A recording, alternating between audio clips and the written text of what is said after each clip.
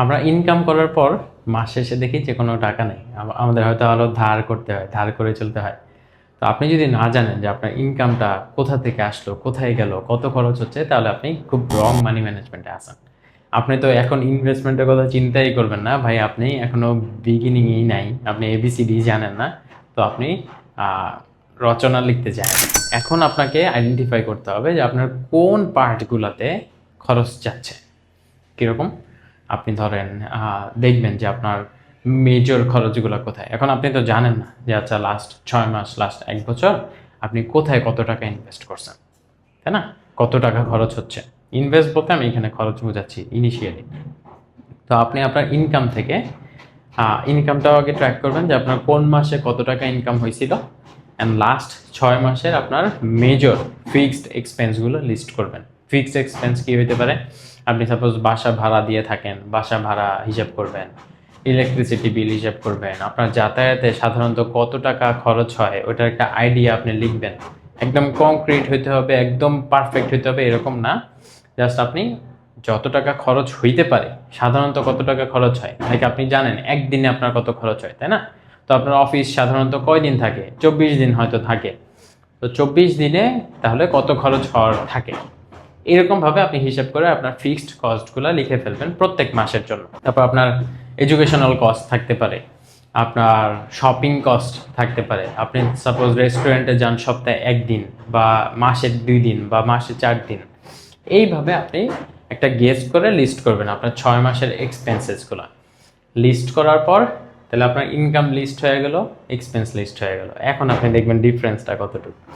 যদি আপনার ইনকাম আর এক্সপেন্সের ডিফারেন্স খুব কম থাকে, তাহলে আপনার একটু হয়তো সেভ করতে হবে, একটু সেভ করে চলতে হবে, দেখতে হবে কোথাও অপটিমাইজ করা যায় নাকি।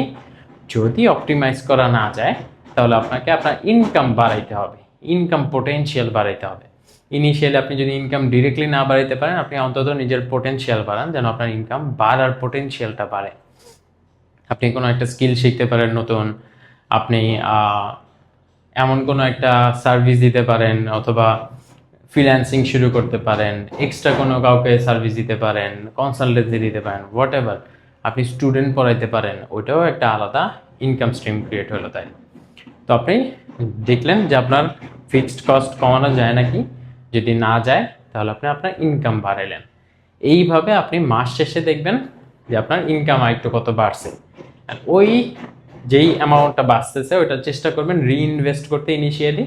6 মাস 1 বছর আপনি যাই কামাইতেছেন, যাই বাঁচতেছে, আপনার ডিভাইসগুলো আপগ্রেড করলেন, আপনার অফিসে যাইতে বেশি টাইম লাগে, আপনি একটা সাইকেল কিনে নিলেন, আপনি অফিসের আশেপাশে বাসা নিলেন, অথবা রিমোট কাজ ফাইন্ড করার চেষ্টা করলেন। রিমোট কাজ করতে হলে আপনার ভালো একটা ইন্টারনেট কানেকশন লাগবে, ভালো একটা ল্যাপটপ লাগবে, ভালো একটা কিবোর্ড লাগতে পারে, মাউস লাগতে পারে, ভালো একটা ফোন লাগতে পারে। এই জিনিসগুলো তখন আপনি রিইনভেস্ট করে করে কিনবেন। রিইনভেস্ট করে আপনি কিনলেন, দেন আপনার দেখবেন যে আলটিমেটলি এই নেসেসিটি জিনিসগুলো হয়ে গেছে। দেন আপনি আস্তে আস্তে সেভ করা বাড়াবেন, সেভ শুরু করবেন, সেভিংস বাড়াবেন। অ্যান্ড সেভিংস করার ক্ষেত্রে আপনার ইনিশিয়াল টার্গেট থাকবে অন্তত 6 মাস। আপনার যে এই ফিক্সড কস্টটা আপনি বের করছেন, এই ফিক্সড কস্টের 6 মাস, মানে 6 দিয়ে গুণ করবেন, তাহলে আপনার 6 মাসের একটা ফিক্সড কস্ট বের হলো যে এত টাকা হইলে আমি মিনিমাম 6 মাস চলতে পারি। দেন ওই টাকাটা জমানোটা হলো আপনার নেক্সট টার্গেট। 6 মাসেরটা জমে গেছে, এখনই ইনভেস্ট করে ফেলবো এরকম না। 6 মাসেরটা জমে যাওয়ার পর আপনার নেক্সট টার্গেট থাকবে 1 বছর। 1 বছরটা জমে গেছে, এখন কি করব? দেন আপনার নেক্সট টার্গেট থাকবে 2 বছরের সেভিংস করা। 2 বছরের একটা যখন সেভিংস হয়ে যাবে ফিক্সড কস্টে, তখন আপনি আস্তে আস্তে ইনভেস্টমেন্টের জিনিসগুলো খুঁজতে পারেন। ইনিশিয়ালি 2 বছরের এক্সপেন্স লিকুইড হিসেবে সেভ না থাকা পর্যন্ত কোথাও ইনভেস্ট করবেন না। মোস্ট প্রবাবলি এর আগে আপনি ইনভেস্ট করলে আপনার প্রাইমারি ইনকাম স্ট্রিম থেকে আপনার ফোকাস সরে যাবে।